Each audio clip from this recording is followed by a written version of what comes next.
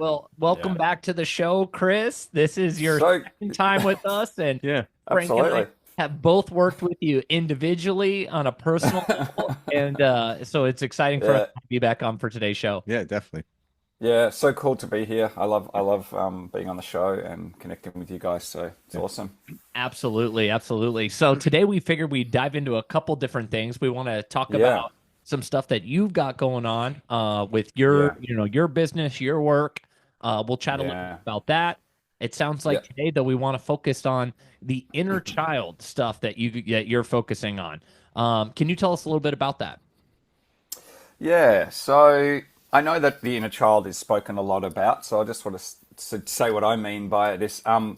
Nearly every single client I have, whether it's in a group work or especially one-on-one sessions, at some point we hit somewhere between the ages of 0 and 10 where something has happened, some kind of trauma has happened in their life, or their mum's looked at them the wrong way across the dinner table.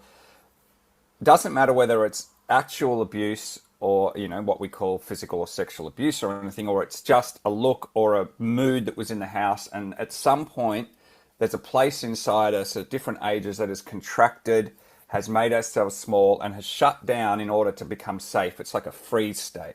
Mhm.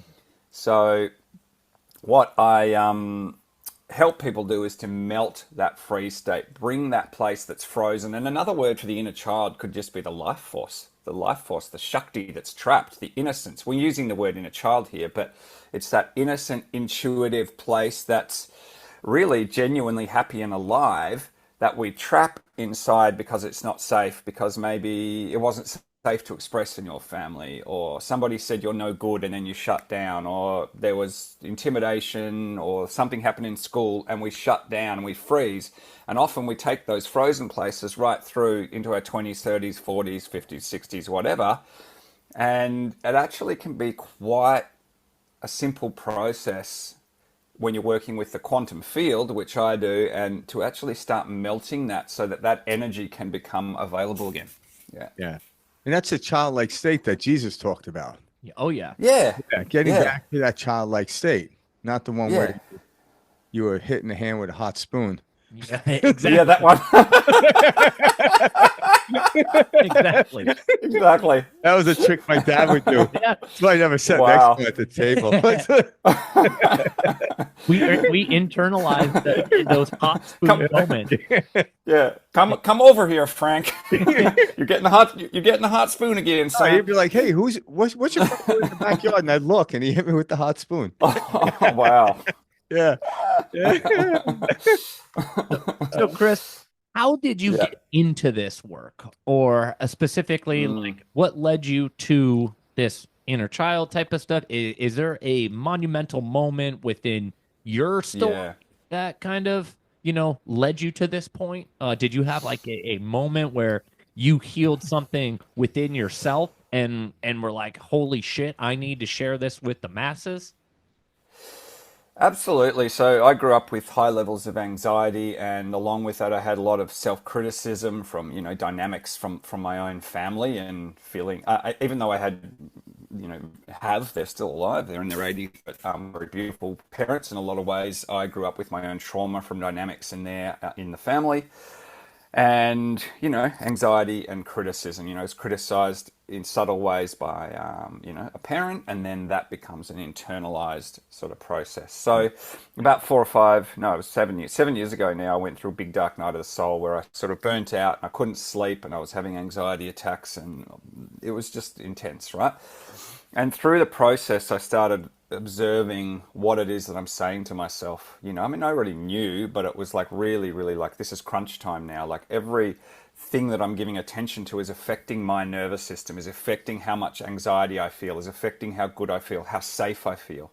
So it was a process of just gently observing those places, in some cases feeling the energy and letting it transmute, in other places rewriting the story so that I'm actually saying kind things to myself. You've got this. I love you. You're doing so well, rather than, you fucked up. You've done this. You've done that. Why are you in this situation again?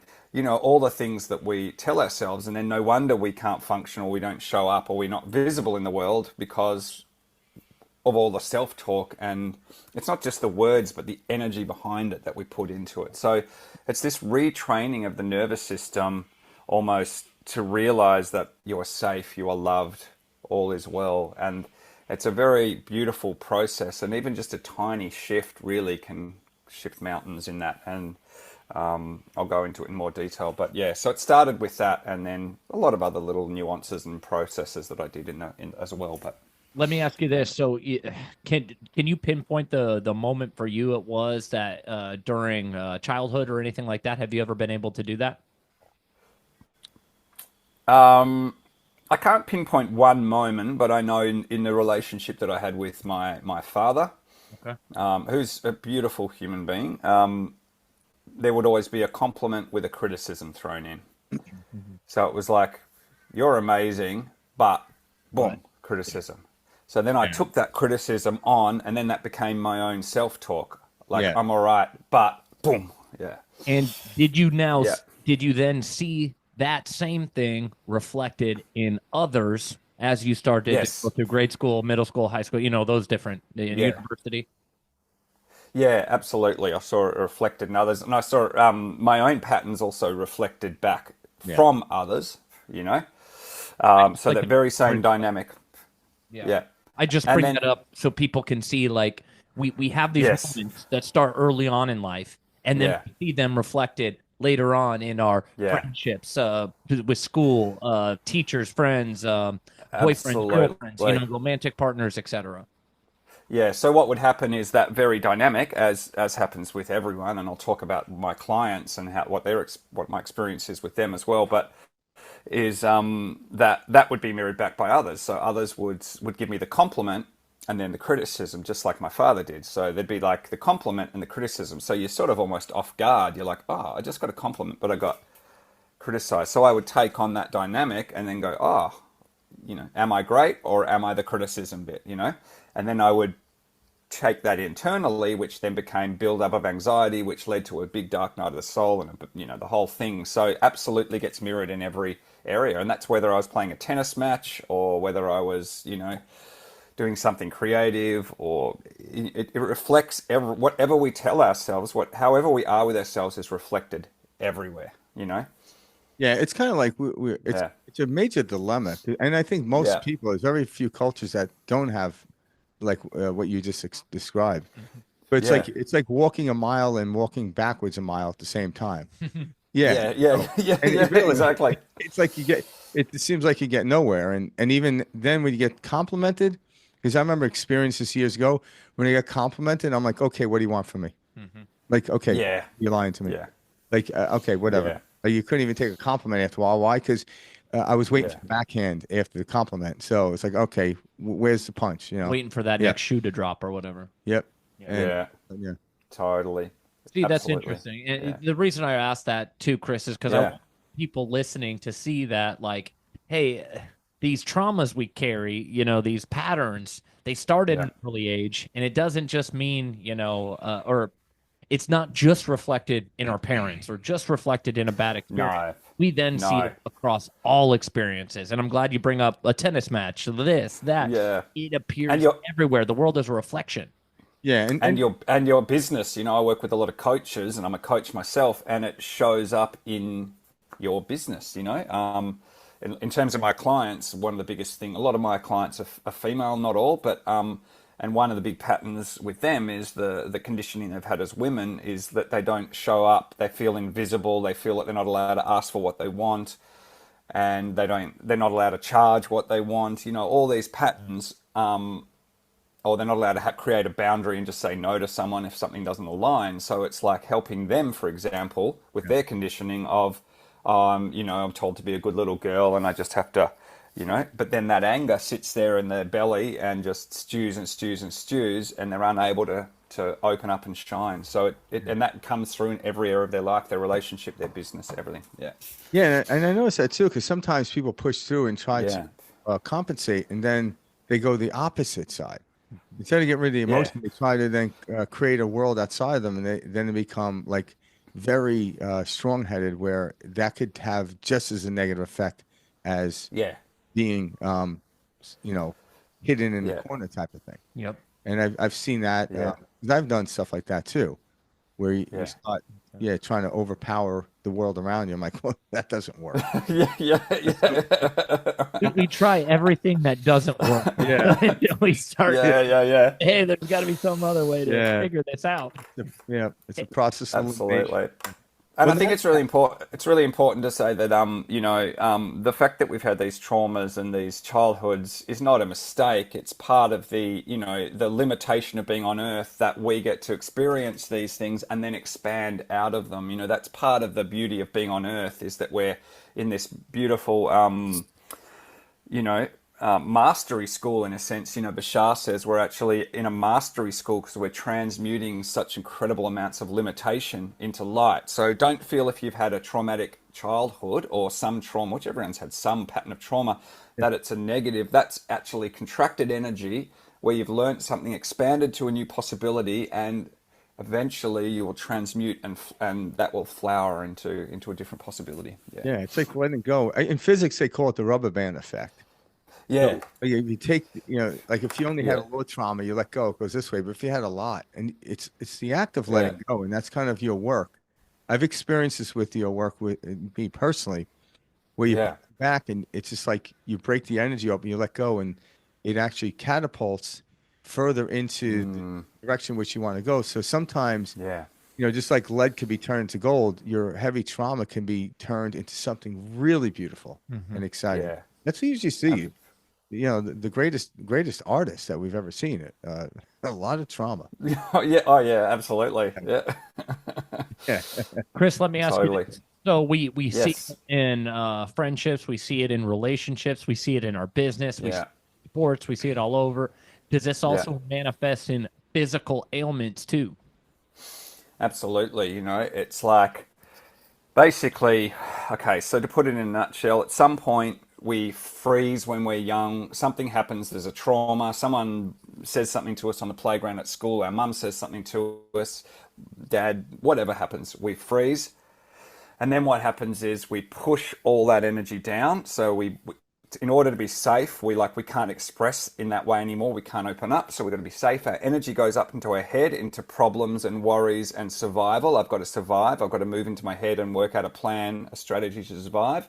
If that energy stays there for long enough, that turns into physical ailments, right from mild issues through to full-blown disease. Yeah. So, Well said. and it's creative, and it's I think the number one block on the planet is creative, not stepping into your creative energy, your creative flow. Because if that creative energy, it's like, where is it going to go? It's going to either be suppressed and become resentment and anger, or it's going to go into a shopping addiction, a gambling addiction, a drug addiction, a thinking addiction, problem creating addiction. The energy's got to go somewhere. So if it's not in alignment in creativity, it goes into the energy of problem. Problem eventually gets translated into our energy field, etheric body, then into the nervous system, and then into the body in some form of disease. Yeah. That's so well said. And I love that you talk about that, because a lot of people out there with physical ailments, things going on, they're trying to fix it with, pharmaceuticals, which we know, is on hogwash, or, whatever it may be.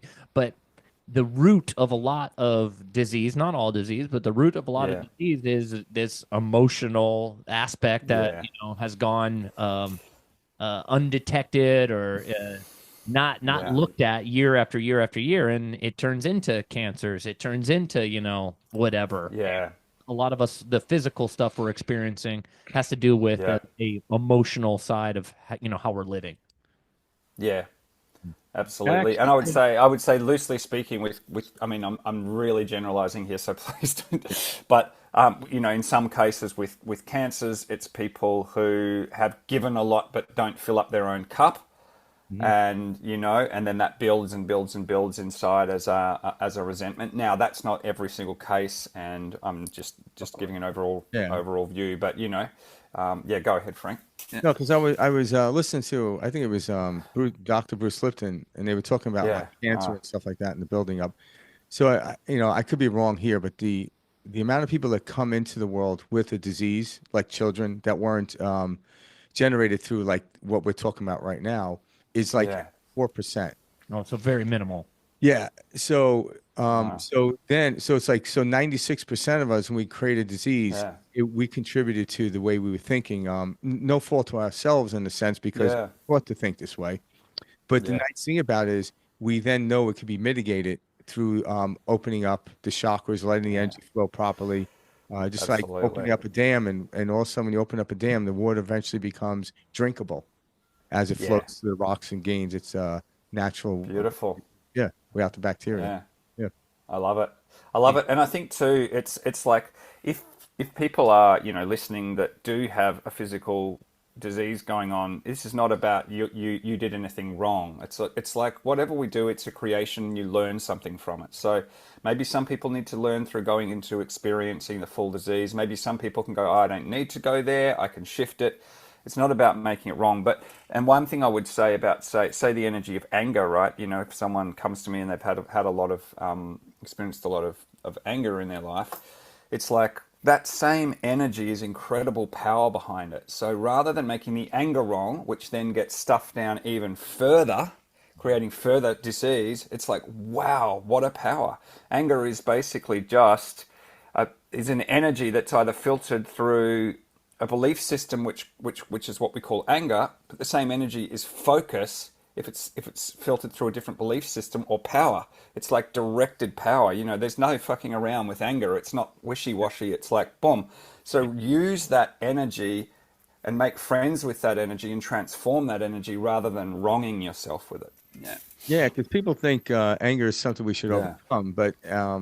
I've heard a lot of people talk about the masters. I talked about this a couple times on our podcast, where there was a conference with the Dalai Lama, and afterwards he opened up the questions, right? And the first question the person asked was, "What is it like never to be angry?" And he leaned in and he goes, "I have no idea." Yeah, I know. And Wow. I said to the audience, like, well, if he can get angry, so can I. Yeah, exactly. So because a lot of Yeah. people, like, I started out years ago in this work because I had anger issues. That's I was funny. actually Yeah. told this too, by the way. A priest told me I had anger issues. Oh God. I was See, confessing. Frank just seems so nice now. You seem so calm. So Yeah, Yeah, right. I know people are watching. That's why. yeah.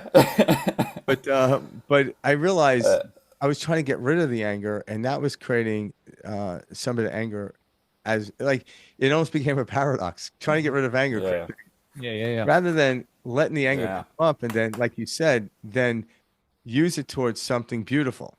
And Yeah. so also when anger comes up, it's an energy flow that I need to direct it somewhere where today's Yeah. not the day to just kind of ponder around.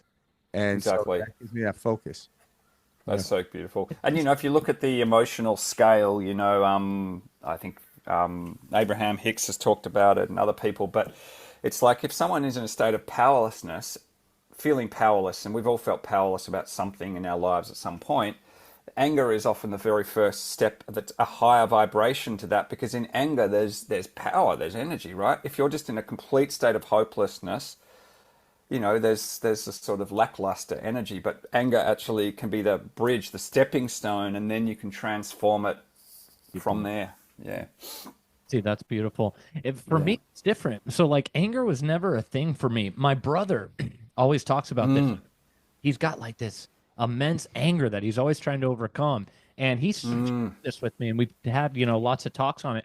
For me, it was more like self-worth and like being good enough. That was kind of like my Like, trauma. What was the energy expressed through that though? Because that's what anger is. Like, my anger was through self-worth, I guess but my worth was expressed through anger. probably through anxiety, worry. Okay. All right. Anxiety and worry. Like Yeah. I remember like having a lot of like I remember, dude, like 8 years ago, I would like wake up like in a panic, in like a state of panic, like what I got to do today, what needs to get done, oh, am I doing enough, like Yeah. oh my God, I remember those feelings, and it was like horrible, but I was never like angry. My brother, he gets angry, like and pissed about situations. So we all internalize, we all create these stories, and then they show their ugly faces, they rear their faces in Yeah. different sensations, feelings, emotions, such Yeah. as anger, Yeah. such as anxiety, lack of self-worth, all of the above. So Yeah. one thing that Frank and I were talking about off air before we came on with you today, Chris, was Yeah. we were chit-chatting about, inner child and stuff like that. And Yeah. we love how you referenced at the beginning of this show the 0 to 10 age range. And the reason we like that is because 0 to 7 is when we're in a theta state, well, a theta brainwave state, right? And that theta state is essentially that mystical childlike state. Our mind is a sponge. We're taking everything Yeah. in. We're essentially kind of gaining our programming. So, for example, I went to, or Frank and I both went to Catholic schools, but I went to a Catholic high school and it was taught by Jesuit priests, okay? And the Jesuits have this saying, and it says, give me the child, from ages 0 to 7, and I'll show you the man. And what they're saying is, they're saying, give us 0 to 7, and that's how we're going to program wire, and we'll show you, the man, the character, the identity, because it's during those initial years that we kind of get our programming. So I love Yeah. that you brought up 0 to 10 because that falls in line with, a lot of things Yeah. we discussed on this show before. Yeah. So I want to get your take on this because this is what I was sharing with Frank. Yeah. So, like, for me, how I look at this now, like on my journey, my opinion, how I feel is, we sign up for the experiences that we want to come down to earth and have. Like, I want to truly feel forgiveness, or I want to truly feel love, or I want to experience, whatever. We some people call them soul contracts. We have these soul contracts that Yeah. we come down and fulfill. And so I kind of Yeah. look at the ages 0 to 7, or kind of 0 to 10, is like what you're saying, as these are the stuff we signed up to experience. We need to come down and we need to kind of like cook, if you will. We need to have, what gives us those experiences that we want to, have with forgiveness or self-worth or value and all of that type of Absolutely. stuff. So we come here, we choose the mom, we choose the dad, the siblings, all that, and the experiences, traumas that we're going to experience 0 to 7, 0 to 10. And that's the programming we get in order to break out of it, or to have this experience, or, to remember what and who we are. So that's how I kind of look at, that 0 to 7, because a lot of people are out there going, why did this happen to me? Like, this is horrible. Like, I would Why never not? wish. Yeah, I would never want. Yeah. I would never want this trauma. All of that. But when you flip the script and you're like, actually, it's not that you wanted this, rape, for example, which is like a really Yeah. harsh example, Yeah. but Yeah. you wanted to experience true forgiveness or something like that. And when you start to reframe, not necessarily looking at the trauma specifically as like the problem, but the gain you're getting from it. Yeah. Did we? Oh wait, sorry. We just had a little. Your screen disappeared. Give us 1 second. Oh, Luckily, we're still connected, which is good, so you can still hear us. Can you I can still hear see us? you. I can see you and hear you. Can you hear me? Yeah, we hear you loud and clear. I think we just had a little bit of a screen disappear. Okay. Oh, there we go. Okay. There we go. Back. So, Okay. Oh, weird. Things that. Yeah.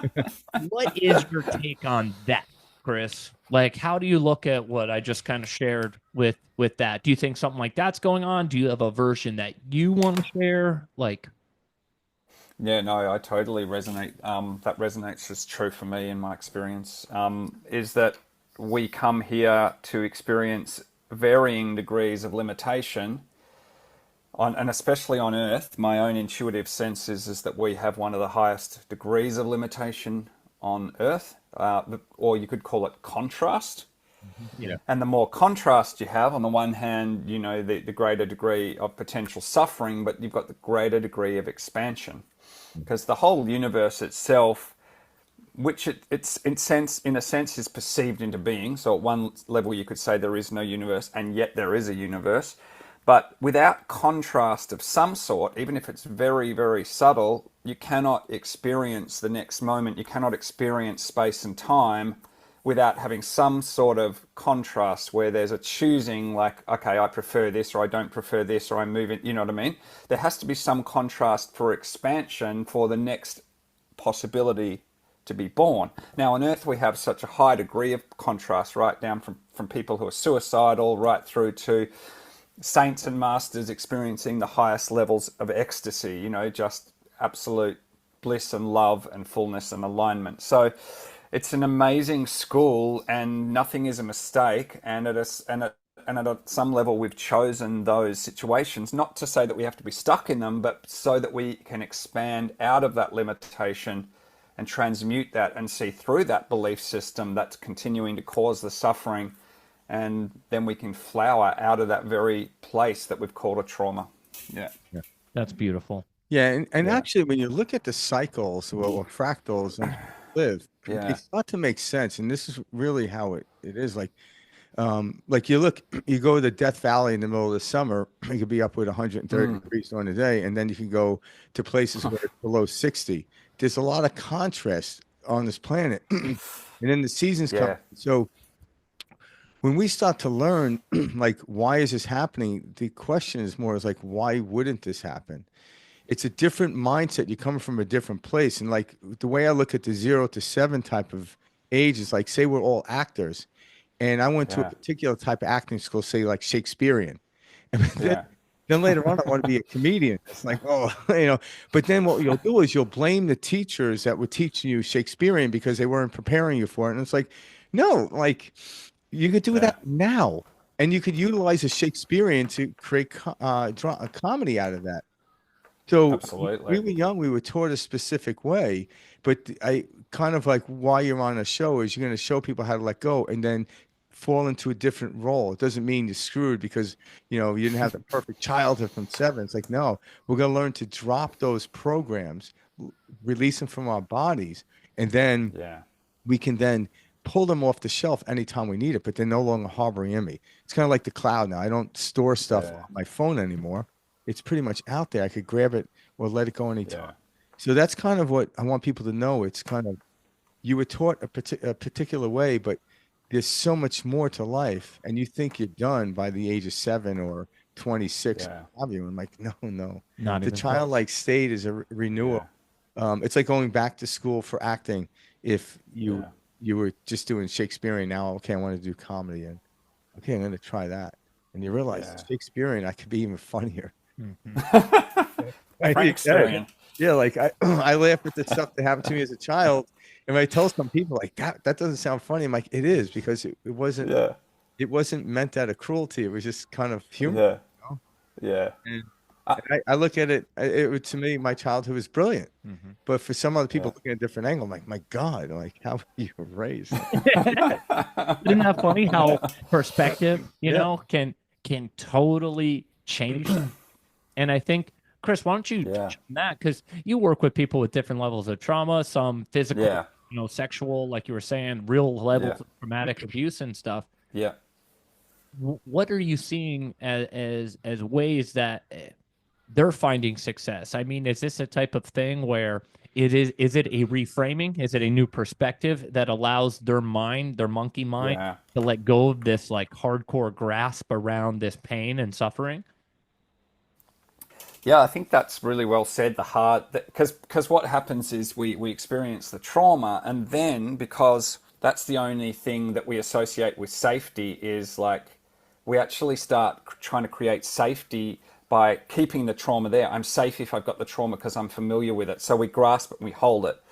So the work that I do is we go back to the specific ages and times and places where they may have held the trauma. We don't necessarily even need to go and delve into the whole details of the story. Sometimes they don't even remember the story, and sometimes they do. And we start to create first a sense of safety around that, a sense of that you are loved, that you created this because you wanted to be safe. Reconnect with that inner child place and just let them know that you can create a new relationship now. You don't have to keep that wall around you that you kept around you when you were 4 to protect yourself from your overbearing mother or whatever it was.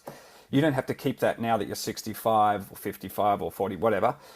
you can actually start to melt that now, and then that energy becomes available energy or shakti or chi for your body, for your business, for your life, your relationship. So it's, first of all, it's acknowledging, making peace, bringing compassion to it. And then once the energy is neutralized, and Bashar talks about this, you have to neutralize and make every belief valid. So even the belief that I am unworthy is valid at a certain frequency. Once you've made the beliefs and your experience valid, you can actually then choose again. But I actually prefer to feel that I'm loved, to feel that I'm safe.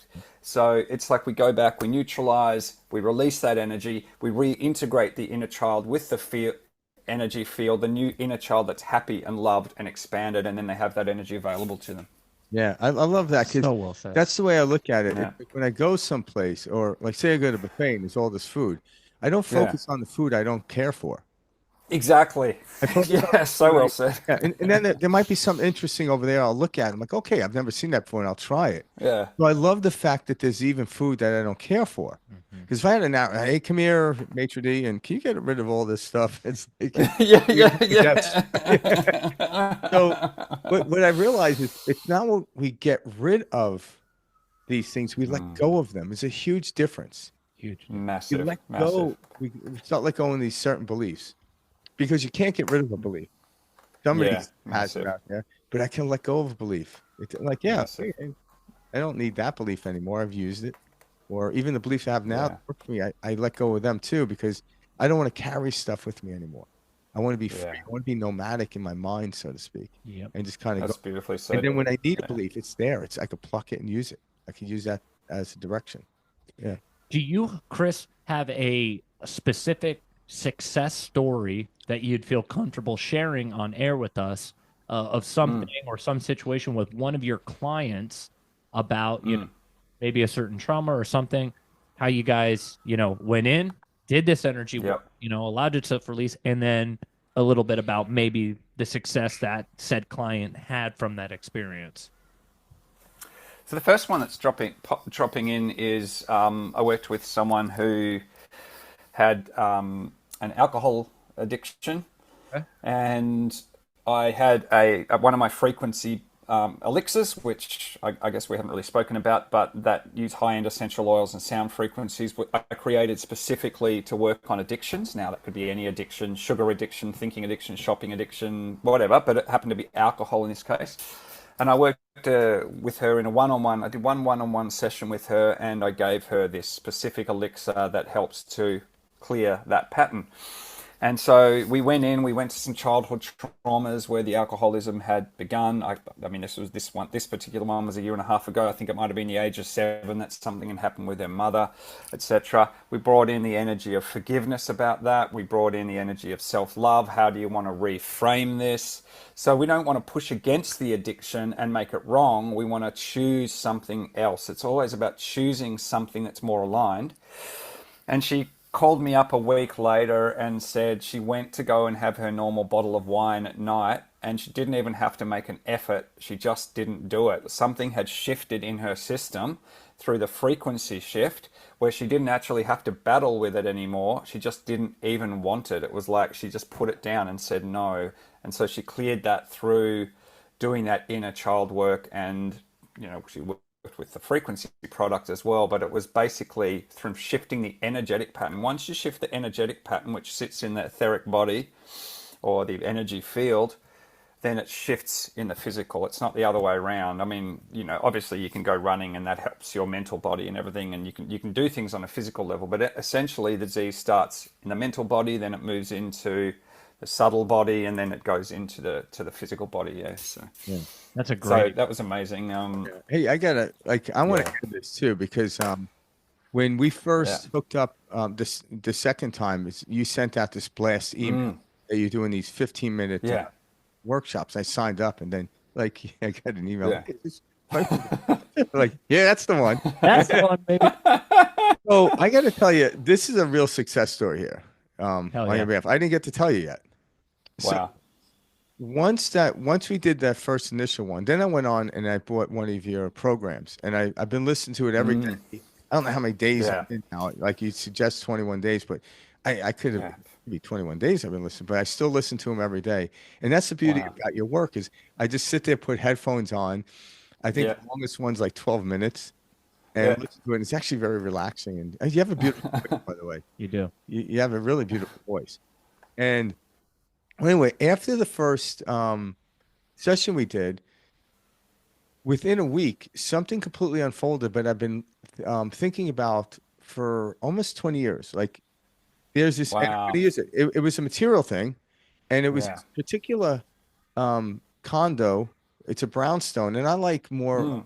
You know, I'm from New York, so I like more urban type of look, right? You don't get really Yeah. good out here in Phoenix. Not common out here. So when they were first Okay. built in 14, I went to look at them. I really loved them, and then just let it go, whatever. And about 5 years ago, one came up for sale again. I took my wife, and we looked at it, and she's looking at it, but it wasn't the exact model I wanted. Mm. And so ever since then, I was like always looking to see if it was on the market. And then I just Mm. forgot about it. And I'm like, okay, I love where I live right now. If I'm here for the rest of my life, no big deal. Mm. Literally a week. This is no joke.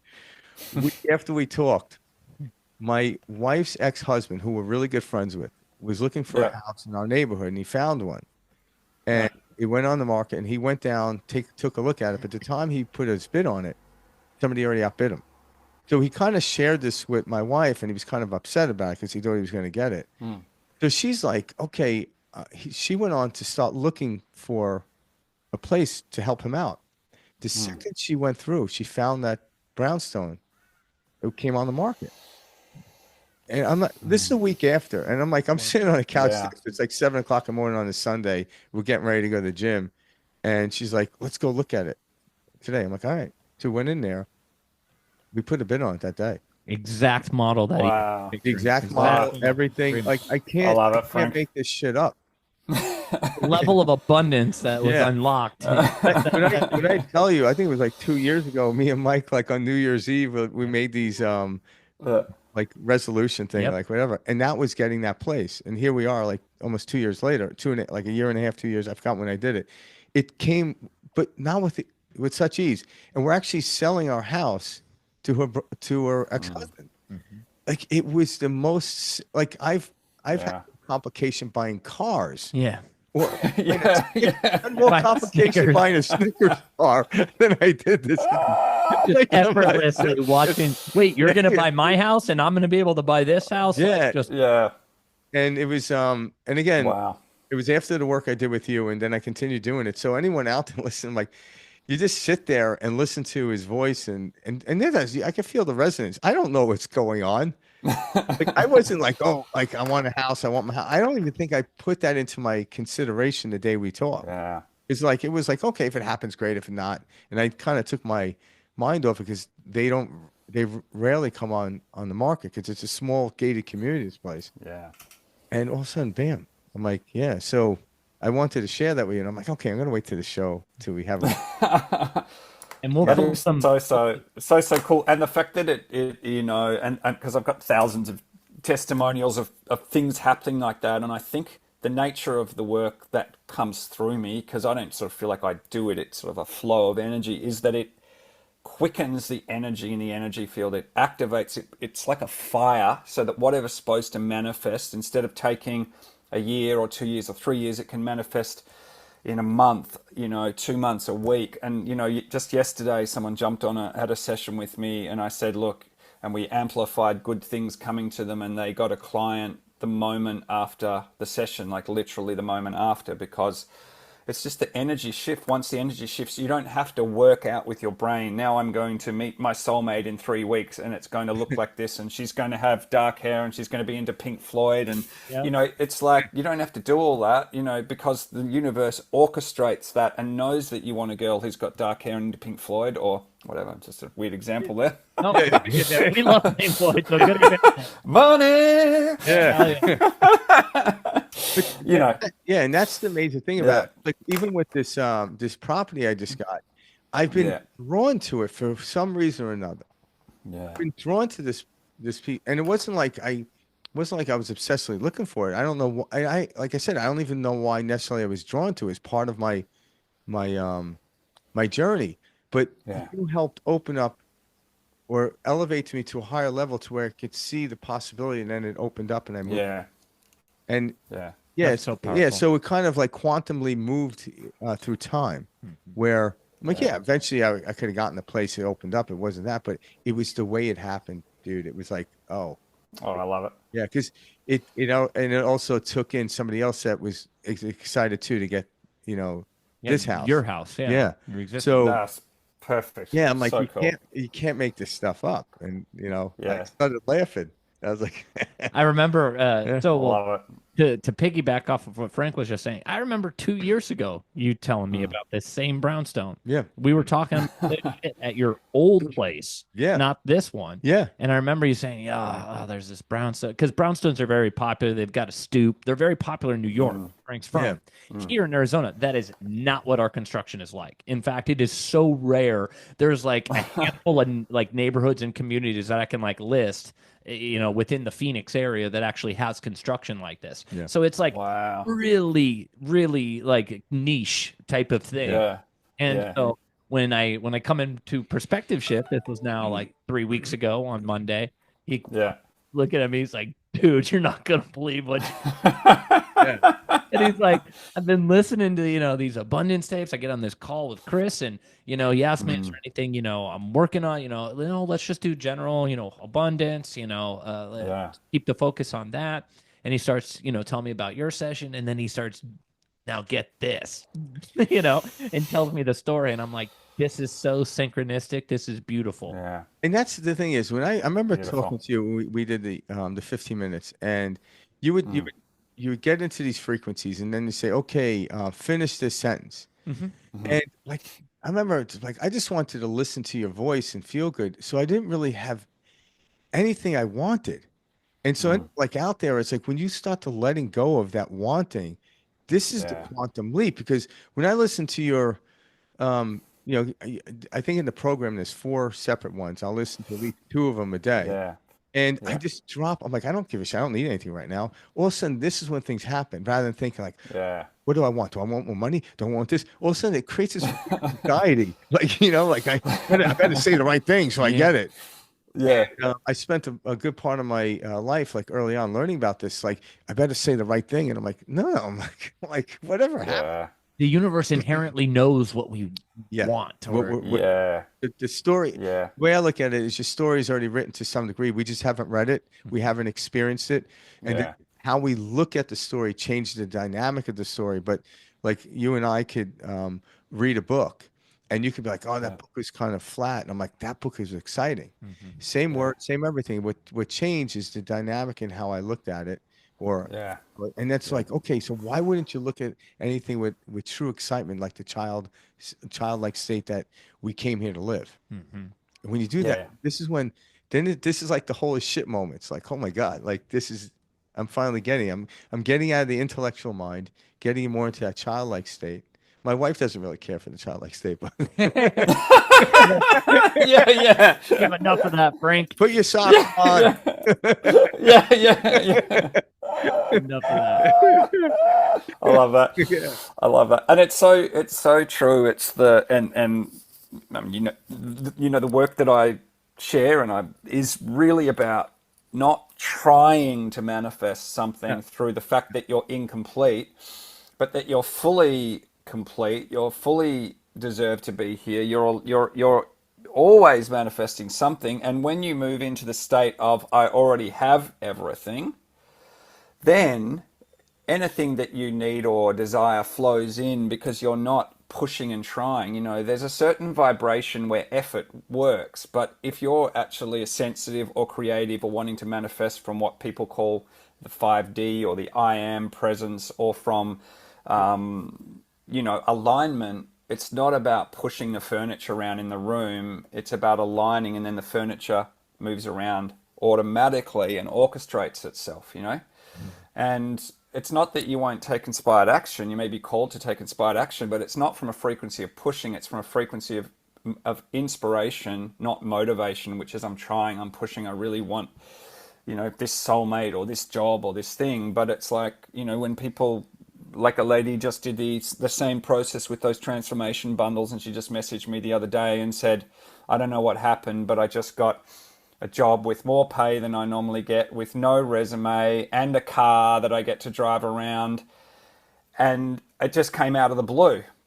Yeah. Now, it didn't come out of the blue, it came out of her vibrational shift, but she wasn't mentally going, I need to go and find this job, because that would be a waste of energy and that would be draining, and that would be trying to be the universal mind, when, like Bashar says, the human mind is not meant to, cannot see the full picture that the universal mind can see. Like if you're looking from a helicopter, the universal mind can see all the pathways. Our little human mind, which is beautiful, can only see a snapshot. So we can visualize something and go, oh, I want to meet, this woman, and she's going to be like this, or this man, or this person, whatever.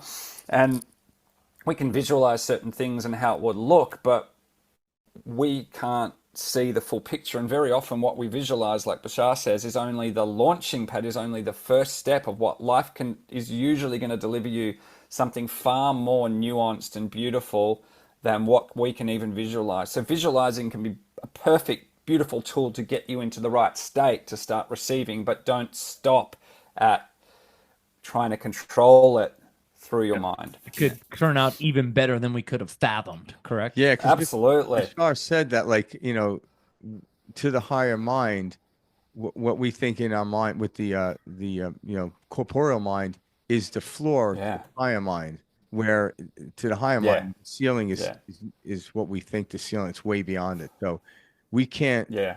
We only know what we know. So I can only imagine what I've already experienced to some degree. Mm-hmm. So and that's why the zero insistence on the outcome is something that you have. Like we have to learn to do that, because we're taught to do this, this, and this to get this. Yep. And that's very Newtonian. Again, like you said, it works. But it only works to a certain degree, and that degree that it works to still creates a bit of aggravation and unsettlement in the human condition, right? I could rearrange. You can be a miserable millionaire. Yeah, I can make, the miserable millionaire was probably felt unworthy as a child. He got to the place where he's now worthy, but he's still miserable. So, okay, now that you did that, you work the outside world. Now you go into the psyche. Now what you're talking about is the spiritual journey.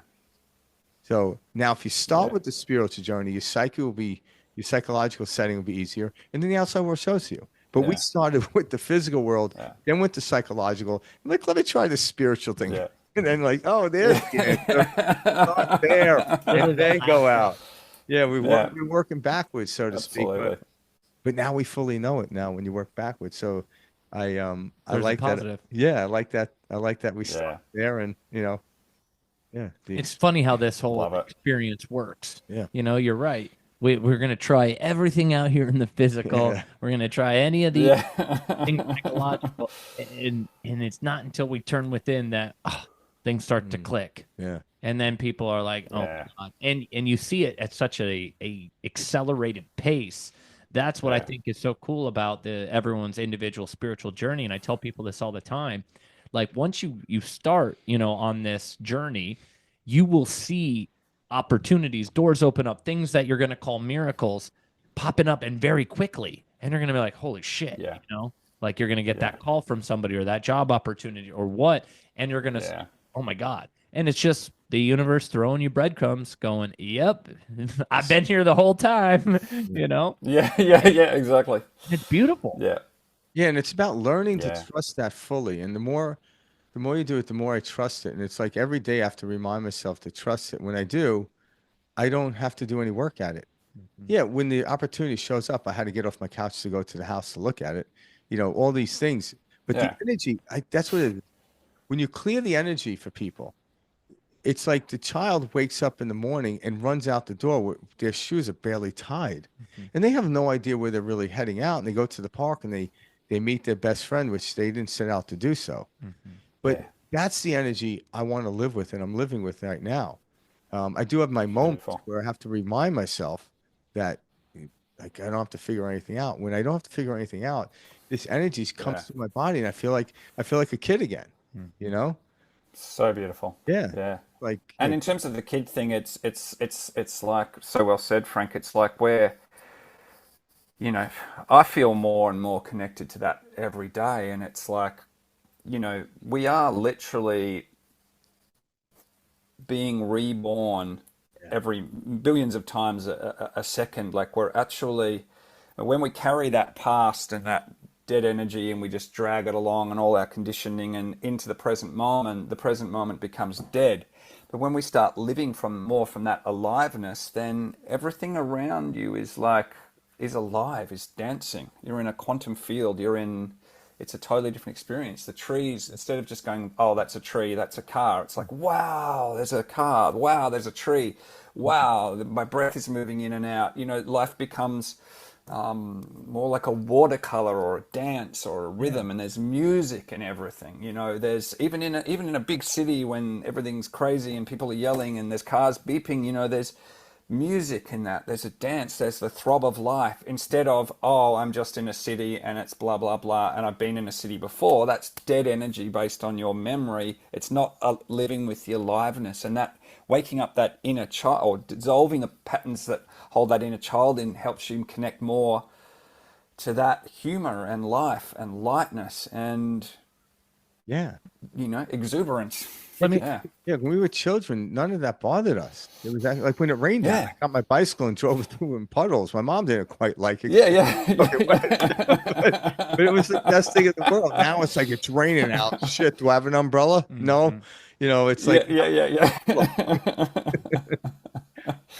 Chris, let me ask you this. So with your clients, are you diving in and having an intellectual conversation about these type of topics, like working through a one-on-one? Are you breaking through this with, you do the vocals, you do the frequency, like that? Do you do a combination of both? How do you help bring people back and experience this childlike state? Yeah. Well, first of all, I would say it's 100% not an intellectual process, and all I'm interested in is experiential, energetic shifts in the nervous system. Otherwise, for me, it's a complete waste of time. So, basically, it's a combination of the sound frequencies, which you could say is a kind of form of sound or light language, but sound frequencies, and working directly with the energy field, psychically tuning in to where the beliefs are sitting in the energy field, and that also create a tension in the system, helping them dissolve those beliefs, and the sound goes in to break that down as well, helping them to dissolve that and then realign to the frequency that is their natural frequency. So, dissolve and realign, dissolve and come into, well, what do you want to create? What energy frequency do you want to be in? And then once we've done that, all the external stuff of the jobs and the money and the this and the that and everything takes care of itself. But yeah, I'm working, it's a direct communication with their energy field. See, that's beautiful. So this isn't something someone needs to intellectually, be following or buying into. No. This can be handled purely through energy, sound, in a setting, correct? And are you seeing people who have more trauma need more settings, or can you get in there in one session and see breakthroughs? It's so different. Some people have had one session and had the most amazing breakthroughs. Some people, depending on the level of resistance and trauma, and they may need a series of sessions, or they may need to coach with me for a couple of months. It's really depending on what they're wanting to do and what breakthroughs they're wanting to have in their business, in their energy. So there's no one rule fits all. Yeah. So, but when I work with people, often they'll come and they'll have a chat with me or something, discovery call, and I can go through and scan what I feel is aligned for them. So I'll go through and, okay, this feels aligned to you. These activations feel aligned to you. Well, the activations really work with everyone. They just shift things so fast. But it's like going through and scanning what it is that is most aligned for them, because there's no one size fits all. But did you develop your technique on yourself or through working with others? How did you develop your specific technique? That Frank and I have both, you've worked with Frank and I individually, one-on-one. You've worked on us on our last episode together. So it's cool watching. Every time it's been different. Yeah. Well, it's always evolving and it's always fresh. I have studied, I've spent a lot of time with different spiritual teachers and masters in India and Bali, learning different energy practices, spending hours and hours a day chanting and meditating and having revelations through that. And I've done, all sorts of different things around, from NLP to access consciousness to this to that, a whole range of different modalities that I've learned. But it's become like it's alchemized in my system. It's alchemized to the point where it's not a thinking process. It's just there. Experience. So it's like whatever modality is needed in the moment comes in, but it's not a conscious process of, oh, now I need to go and look in this book and see what I need to do next. It's just an automatic fusion of everything where it's felt, the resonance is just felt in my body, and then the next thing that the person needs, it's like just my body is almost like a barometer reading the field, and then the next thing that needs to happen, whether it's a sound or a clearing or an activation, just comes through. So it's very much and it's always expanding, and I'm always learning, but it's been well beyond the intellectual phase for a long time. Yeah, because I think intellectually we have to move beyond that. They try to explain. It's like if no one's ever eaten pizza, me talking about pizza isn't going to get them any closer. Like, you have to have the experience. And I think that's where we are right now in life. We want to have experiences rather than talk about it all day long. Or be told how to think. You know, that's been our whole lives. We've been told what to think, what's right, what's wrong, what's good for you, what's not good for you. Yeah. And people are saying, fuck you. And rightfully so. And it's great to see on a collective level this mind, of people being like, no, I need to know. Does this feel right to me? Does this resonate? And I think we're starting to see that across the world.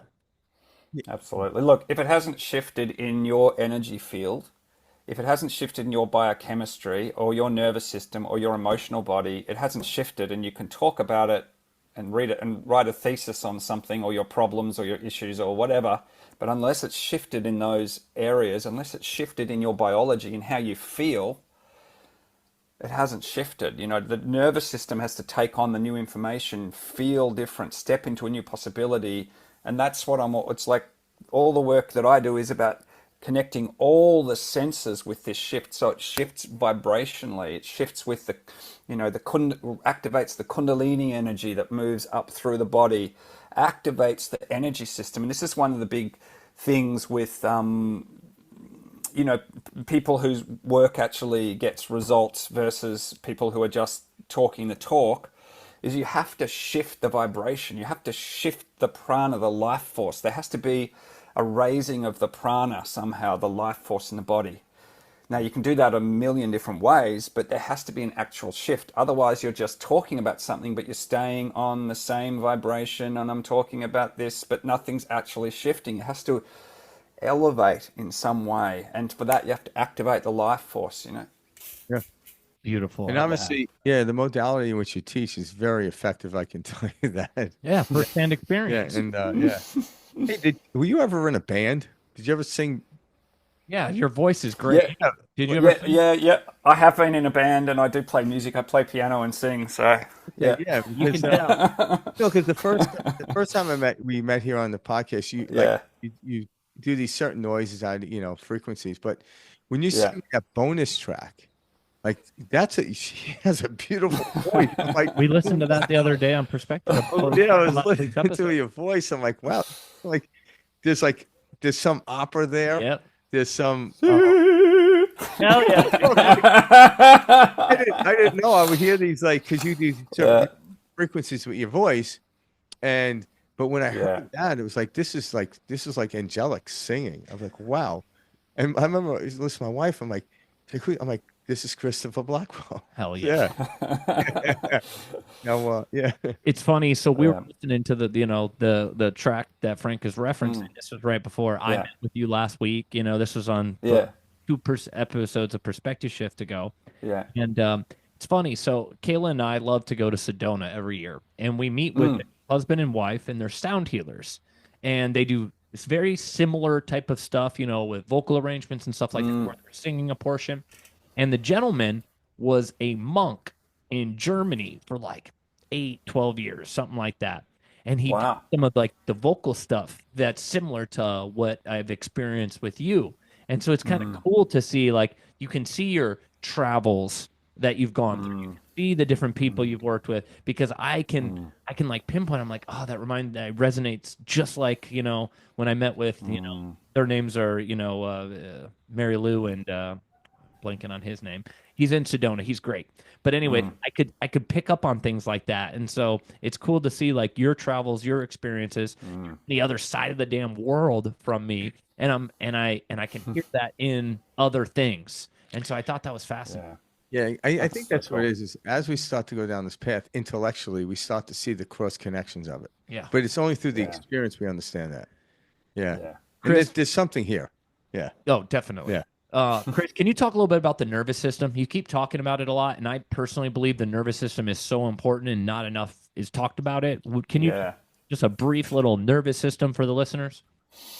Sure. So when we have a trauma when we're young, the nervous system becomes deregulated, as in the breath becomes deregulated and not even, and the whole system, the nervous system, it's almost like visually, this is not scientific, it's almost like it kind of has a kink in it. So instead of the nervous system just being this flow of energy, it's like it kind of almost kinks. And it's like we move into survival mode. So it's always the nervous system, and then the kidneys and the adrenals usually go side by side with that. So it's fight, fright, flight. We're on survival. So in order to create a shift, and you can do this quite fast these days, especially with frequency modalities, is we need to re-regulate the nervous system, retrain the nervous system that you're safe, that all is well, that you've got this, that instead of the natural thing, which is to move into the panic, the terror, the fear, the anxiety, the contraction of, oh my God, I got to protect myself. So because the nervous system and the brain and the wiring in the brain is conditioned to sort of do that, we're going to contract, and then the nervous system contracts itself, and then we're in this little ball kind of trapped inside. So as we actually start to retrain through telling and anchoring the feeling in the body and the vibration in the body that you are safe, the nervous system gets to recondition itself. And so that next time a trauma comes up, instead of going, oh my God, this person called me an asshole and I have to go into the normal pattern of protection, the nervous system and the mind can react differently to the situation, So it's like retraining the nervous system, and whatever is normal for your nervous system is how much you can, in your business, you can only go as far as what your nervous system, if you were given $1 billion today, your nervous system may not be ready to handle that, right? So you may get it and then you may just throw it all out because your nervous system is not trained to be able to receive that. So you've got to train it, soften, expand into a new possibility. And then feeling that sense of safety, anything's possible. Yeah. Yeah, and because that's the work right now I find myself moving into, is the beauty is heading into the unknown, knowing that my nervous system will acquiesce, rather than how do I get my nervous system ready for the unknown? I'm like, well, it doesn't work that way. Yeah. Trust the system so much to where it will show the nervous system. It's like walking up a mountain. At a higher altitude, all of a sudden, you hang out a little bit, your body will become acclimated. But I can't acclimate myself necessarily prior to the altitude change. The altitude change is what creates the transition. And that's where the beauty is, because people are like, oh my God. I'm like, yeah, every transition has discomfort, but the discomfort is now I look forward to that. Like I'm heading. The discomfort keeps me alert now, not scared and back away. This is a whole different way I look at it. Just kind of like when the airplane's taking off from the airport. I've done it so many times where it's exciting now not to feel like we're going to crash. Exactly. The same energy's running through my body, but the way I translate is completely different now. I love that. Completely I love that. And, obviously thanks to your type of work and those modalities or whatever, it just makes how much easier it is to put headphones on and listen to you. Like, really? Really. I don't even have to sing affirmation. I just sit there and listen, Absolutely. I wish I would sit and listen too, but,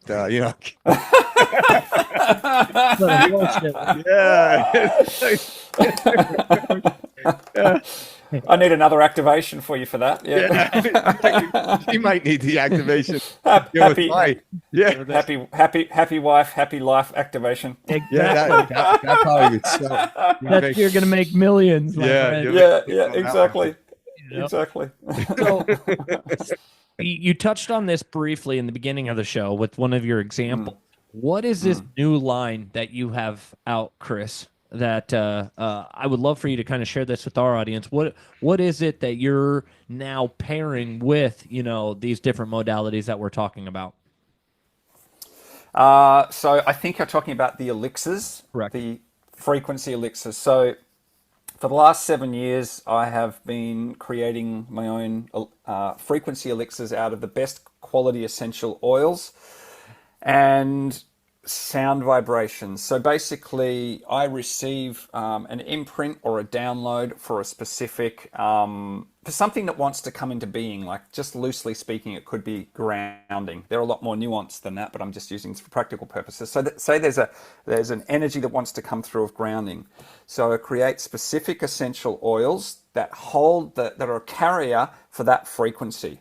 So I kind of explain it like essential oils on steroids, because you've got the vibrations of the pure essential oils, but you've also got the energetics that are coming through. It's like a light frequency that comes through, and I nurture that into being. It all has to be, all the different essential oils too, as we're working with sound, they have a sound vibration. So for example, give me an essential oil, any essential oil. Lavender. Okay, so lavender. Okay, another one. Cinnamon. Nice. Cinnamon. Cinnamon. Cinnamon. I was gonna say That's a food. Yeah. No, the reason cinnamon, I literally was just watching a show on Gaia. I think it was Gaia the other day, and the gentleman was talking about that sense our sound frequencies. Yeah. And how they pick them up. It was very interesting from the scientific level, how you just translate it. It's a frequency of sound, but we don't hear it. The same thing with food. Cinnamon is obviously one you taste. But so I don't know, peppermint. That would peppermint. Be peppermint, right? Yep. Okay, peppermint. So they all have a sound frequency, and it's almost like you've got bass notes, and you've got mid notes. Peppermint's a mid note. Frankincense. And what I'm doing is I'm bringing these sound frequencies together to create an orchestra or a harmonic hum that resonates with the specific hologram or information, say earthing in this simplistic example, that wants to come through. So all of these different essential oils come through like a group of people with different personalities at a party. They harmonize to hold the energy. So it's taking essential oils, and we're putting it on steroids, and we're bringing through this orchestra, which is then going through into the field and balancing and harmonizing the human energy field for people. How do you suggest your clients or those listening use these elixirs or these essential oils? I mean, do they use it with a diffuser going into the bedroom, or can you dab it on people put it on the sides of like perfume, you rub it into your palm? So there are some that I use as a pure oil. There are a lot of them that are in a spray form, a spritzer form. And there are some that I have as frequency creams. So say the spray, for example, you use it in your aura, you can use it on your chakras or the acupressure points. You can use it on crystals. You can use it in your car. You can, hold the bottle and tune into a frequency and do your manifesting processes with it. So there's like unlimited ways that you can use it, and I find that my clients find their own ways of using with it, or they'll work with them for 21 days, 30 days, often alongside the activations. For example, they may use an elixir or a couple of elixirs and work with them. The other thing that I do is for people who, you don't have to have a business, but a lot of people have a creative business and want to create a customized elixir for their specific business. I create them for them, and that's a whole process where we tune into someone's specific intentions for their business, whatever they want to come into alignment. We do a call, which is like a healing, and we download the intention. Then I go away, I tune into the essential oils, and I go through a whole ceremony and creation process to bring their customized elixir through for them. So that's the other option. Yeah. That is All right. fascinating. Yeah. I Yeah. gotta get some of these I Elixir. was just gonna say, where Yeah. is this available on your website? Where would somebody Absolutely. So the ones that are already created, they're all listed on my website, www.christopherblackwell.com.au. Perfect. All right. And I can also chat to you guys. And the other thing is, some people don't know which ones are good for them. If you don't have a feeling, I can go through and scan them, and I'll just say this one is the one that's lighting up number 1, number 2, number 3, because I just tune the person's field with the elixirs, and then I'll say this is the one for you. That being said, if you've got a calling for one, you honor your own calling, right? But some people say, well, I don't know, there's so many and I don't know which ones. And then I just go, okay, this is what I'm tuning into, Yeah. Can you throw out some examples of can you list a few of the different Yeah. and stuff, just so people can kind of get a general idea? Absolutely. So I've got one that I've created, which is in a pure oil form, which is called Coherence, which this is my most recent one, which basically helps you to create coherence between the brain functioning, the nervous system, and come into alignment with your true north. So it helps you to release any of the knots and the patterning that is sitting there that is not in coherence with your... So if you're, say, doing 5 different things and 4 of them are not really aligned, coherence will help you just come back energetically into your true north. And it's super powerful in terms of what it does. It's both grounding, but it also has that crown chakra energy. Another one is 0 Point, which is one of the big sellers, which helps you come into a state of stillness for your manifesting processes. So you can clear your field with it. You can put it in, as I said, in your room, in your car, wherever you want, but it helps you move into a state of like just still alignment. So often people will use that before they do yoga or in their manifesting processes, whatever, their meditation, or maybe just on the way out the door because they want to receive stillness, come into that state of stillness.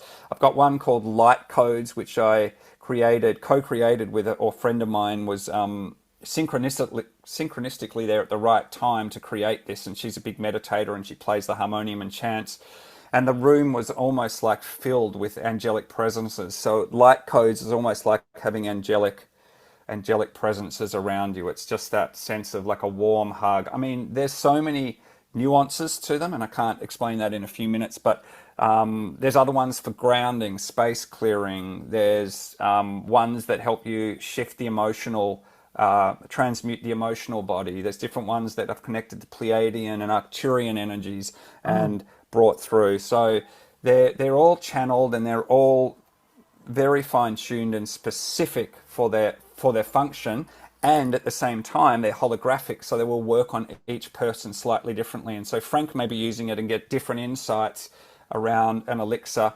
than you might, Mike, or someone else might. They all work holographically with the field to balance whatever needs on a given day for that person. Yeah. All right, so like Fascinating. yeah, and what's fascinating too is Yeah. if you were working with somebody, say you had a session with them, you Yeah. can unless because a lot of times people just don't know Yeah. where they want to go, what's going Yeah. on, but you can Yeah. pick up on their energy, what to start with, what frequencies to actually get through to open up. Like you can Yeah. read that system, right? Yeah, it's just instant. I just go through and it's just no, yes, no, yes, because they're like keys, and even though you might have a beautiful key, that's not the right key for Frank at this time. But that one is like resonating. Okay, that's actually, going to work on and say one of the elixirs had a quality that you've already embodied, Frank, then that may not resonate or light up for you because you already have that in your field, right? But this one is like something that you're bringing healing into, or you're working with right now. So therefore, as an example, Light Codes might be a perfect match, or these 3 elixirs might be the perfect ones for you at the moment, as an example. Yeah. I got you. Yeah. All right. I can't 'cause, wait to experiment with yeah, that. a lot of people just don't know. Like because the reason I don't know is they try to intellectualize. I might need this. I might need that. And I'm like, yeah, It's but not work like that. it doesn't work that way. But they get stuck in that. Yeah. So, like you can help them to say, no, try this. Yeah, and also people that are creating the product, and I'm a little bit critical of it, like people that just throw oils together and give it a fancy name, but actually don't understand the energetics of the process, and they're just like, oh, I'll put some witch hazel together with this, but they don't understand the energetics, and it's like, you can have great oils, but do they actually marry together? Do they harmonically work together? You know, it's a very fine-tuned energetic process to bring these into being. And Yeah. it's like we're working with your field, and your field is very fine-tuned. So we need, well, what resonates with Frank? What resonates with Mike? What's going to work with, yeah. Yeah. And aspirin doesn't work for every illness. Yeah. Yeah, exactly. Yeah. Exactly. Yeah. So how did you kind of tap into the field of it? Did you have to like learn these different essential oils, or like did you just it was an energetic type of connecting and seeing what would resonate? How did you personally develop the line? Well, I was, before I actually created my own individual blends, I was working with essential oils, with massage and different healing mode work for about 10 years. So I already felt the essential oils. And when I first got into essential oils, the way I got into them is my friend was telling me about them, and I wasn't interested in them at all. And she kept telling me there's these amazing oils, and I actually heard them as a sound vibration. I could hear them humming. And so then I said to, okay, I want to check these out. So I've always experienced them as carriers of sound and frequency first, and smells and essential oils second. So I learned a lot about the essential oils in different ways, but primarily I work with them energetically in what I do, and bringing them together as an energetic package. Yeah. Wow. Have you always been very musical? Did you play the piano as a kid growing up? Like, have you always? Yeah, we grew up with a piano, and I'd play and make up little funny songs and all sorts of things. Yeah, You can just tell, like sound, audio, clairaudience, like that's like a skill set of yours, or a Yeah. Probably a gift. a Yeah. gift. Yeah, Yeah. thank you. yeah. Everything's music for me. Like even hearing a car going past is sort of like, it's a dance. I'm not saying that having a car going past is the most amazing thing in the world for me, but everything is a dance. It's all included in this music. The music of the spheres, if you like, is right here. It's not somewhere on another dimension. It's right here amongst the very fabric of our reality. Yeah. Because everything is a dance. Like you look at a wave is just Yeah. pressing the trough, and as it kind of interfere with each other, they could either be constructive or deconstructive. Yeah. And all of a sudden, when you get into the wave, it becomes constructive. It becomes a dance, like you're dancing with the ocean. The ocean, Yeah. moving with it, and that's the brilliance of life. And that's one of the things. Is like we have to learn how to get into sync with our life rhythm, and everyone has a different rhythm. Once we get into sync, all of a sudden everything just starts to come out. It's when we get into this deconstructive patterns. It's like, what's going on? I'm like, your timing's off. Yeah. Yeah. It's not like don't get Absolutely. upset, your timing's off. And once you get your timing back, it's like, okay, now everything just seems to come. But you have a great gift, like to actually attach a sound through your voice to a scent is pretty incredible. Incredible. Yeah, I'm still working on cinnamon.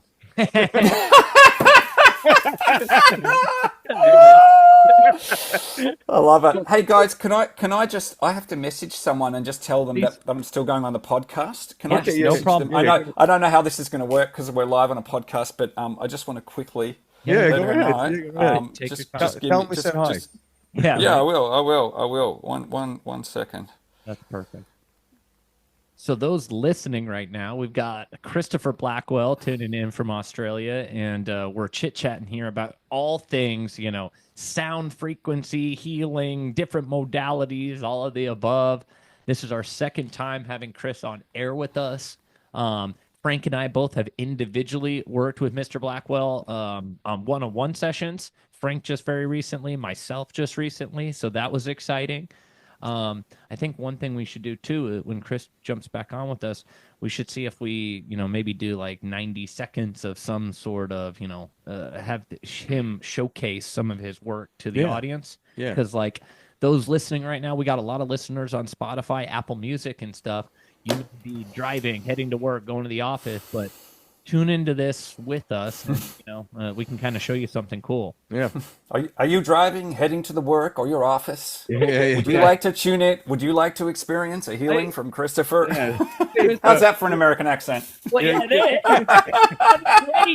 that was really good. Yeah. Chris, would you be open to something like that for these last few minutes as we're wrapping up the episode? Absolutely. Like, we're just thinking maybe 90 seconds, whatever you feel comfortable with, just something that people who are listening to this episode can just, close their Yes. eyes. Maybe you tell us a little bit about the intent behind what you're going to share. Maybe this is abundance related, Yeah. opening the energy field, whatever that may be. That Yeah. way, somebody can kind of feel it for themselves, and then Yeah. once we wrap that up, we'll have you share again how people can reach out to you and book with you, like Beautiful. I did. Yeah. Beautiful. So what's dropping in is because we're working with the inner child, we're going to do just a little activation around you are safe and forgiveness. So let's just drop in. Okay, so closing your eyes, taking a deep breath in and out.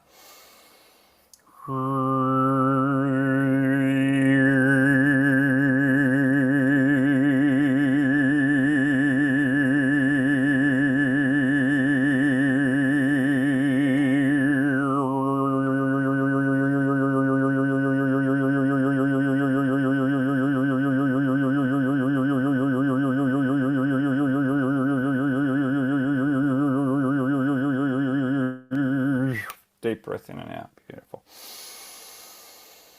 So just feeling you are safe. You're loved and you are safe. You wouldn't exist if you weren't meant to exist. You wouldn't be here if you weren't meant to be here. Life doesn't make mistakes. You are safe and you are loved. And I want you to connect to the base chakra, the base bone of the spine, and I want you to breathe the energy up from the earth, joyously up from the earth.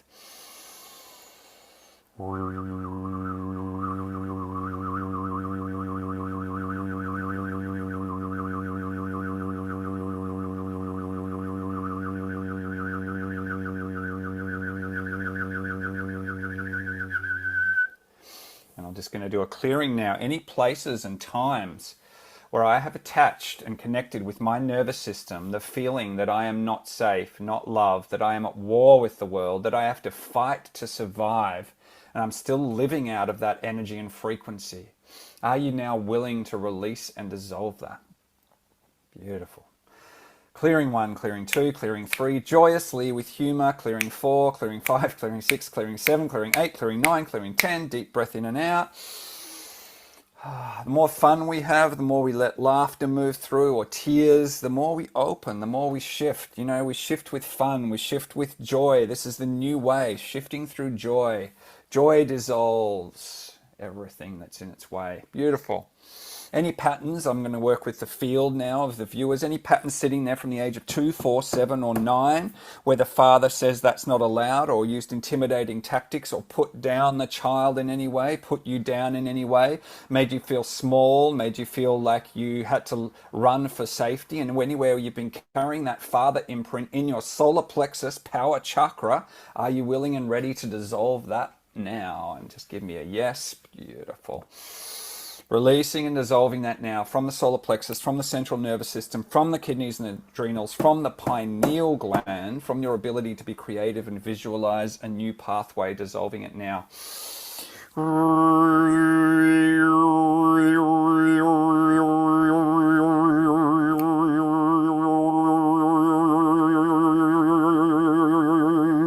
Beautiful. Are you ready to commit to being 100% visible, 100% here, 100% alive, 100% joyously you, so that you can share your fragrance, your frequency, your vibration unashamedly with the world? And any patterns that would stop that, we ask for them to be released and dissolved now from behind the heart chakra, from the base bone of the spine, from the third eye, from the central nervous system, allowing that to dissolve now like butter in the sun.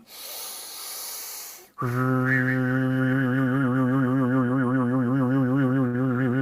anywhere where you've chosen to not have fun because having fun is not grown up, because having fun is not allowed, because your parents said that having fun won't make you money or keep you safe, that's a load of bullshit. The more fun you have, the more you step into the energy of fun and alignment, just like my beautiful perspective shift buddies. They're stepping into their alignment, and look at what is manifesting. When you step into your alignment and that inner child of fun and innocence and Shakti and energy guides you, then what is possible becomes limitless. Deep breath in and out.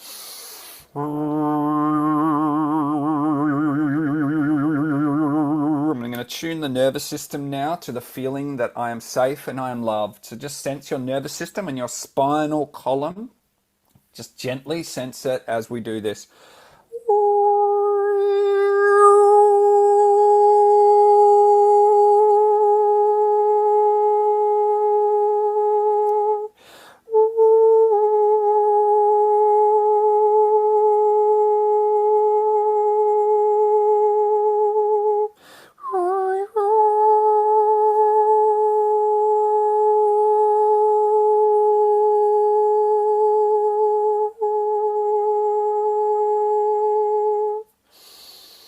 Beautiful. I want you to now go to that inner child place, somewhere between the ages of 0 and 7, whatever age it is for you. And I want you to find that little child, that little mini me, if you remember Austin Powers, and find that that little child. And I want you to hold their hand. I want you to give them a hug. And I want you to tell them that you've got them now, that you're creating a new relationship. If you can shift the relationship with your inner child, your whole life will transform. Whole life. You only need a spark in a haystack, just a micro shift. Now I want you to take that inner child, that reborn inner child, and just place them into your heart chakra. And I just want you to connect with them, love them, hold them, hug them. Let them know that they are safe and that you're going to put their energy first. You're going to listen to them. You're going to respond to them. You're going to love them. You're going to let them play. What do you need? What do you need? What do you want? What do you want to let me know that my adult self needs to know? And just breathe into that feeling. And we're just going to activate, electrically speaking, we're going to activate the entire field now to connect with this feeling of I am loved and this new relationship with the little inner child.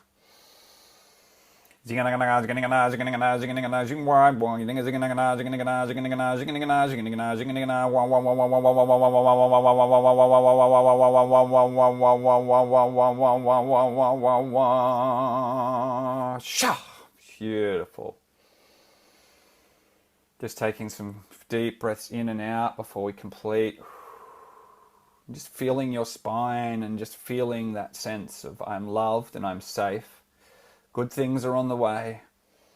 Miracles are around me. A micro shift can shift mountains. A raging river starts with a single drop up in the mountains. And that becomes the momentum of a raging river, a whole new reality for you. We can shift things so fast these days. The old days of needing, 10 counseling sessions a week and staying stuck in our problems and recycling the old garbage is over.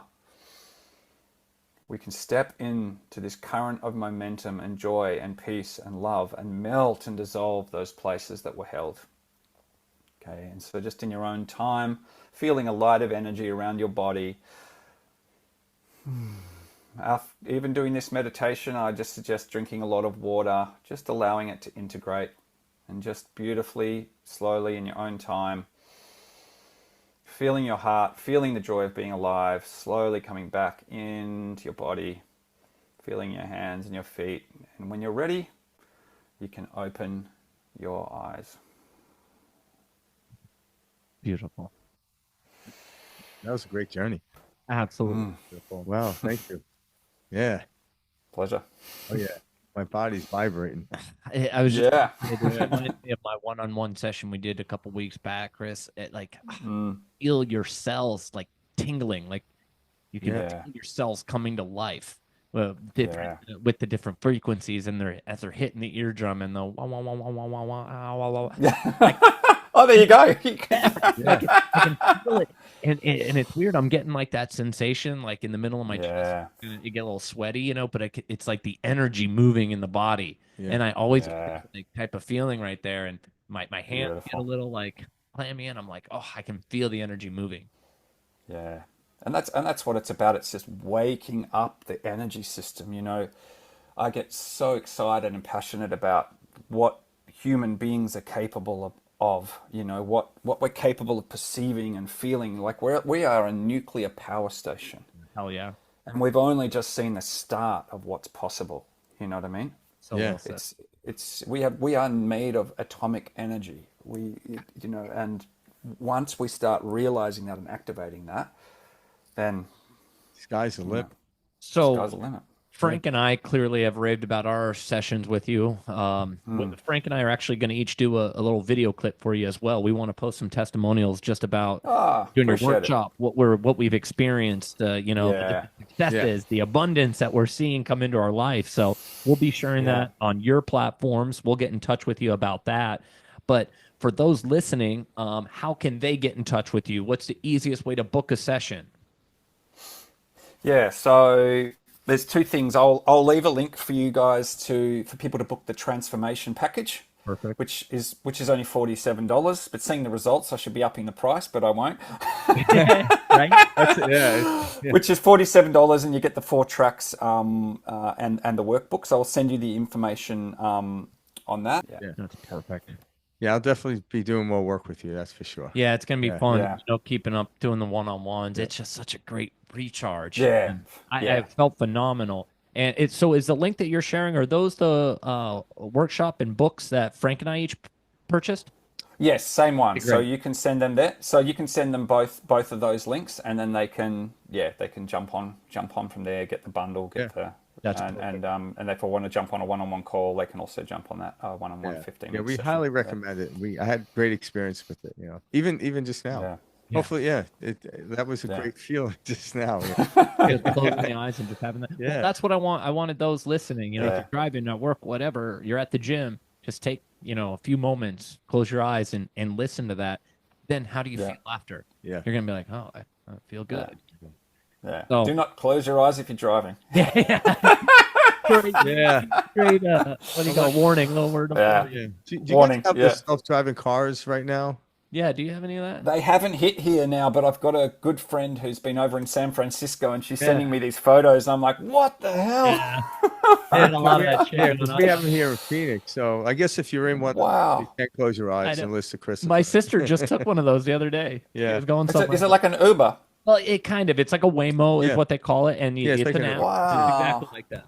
Yep. And we're gonna do more of that because Tesla's rolling out their little robo taxis and stuff this next year and all that. So we're gonna see a lot more self-driving vehicles here soon. Wow. So this way you can meditate while you're driving. Exactly. Yeah, exactly. So Chris, thank you so much for taking your Tuesday morning and our Monday afternoon together. This was awesome.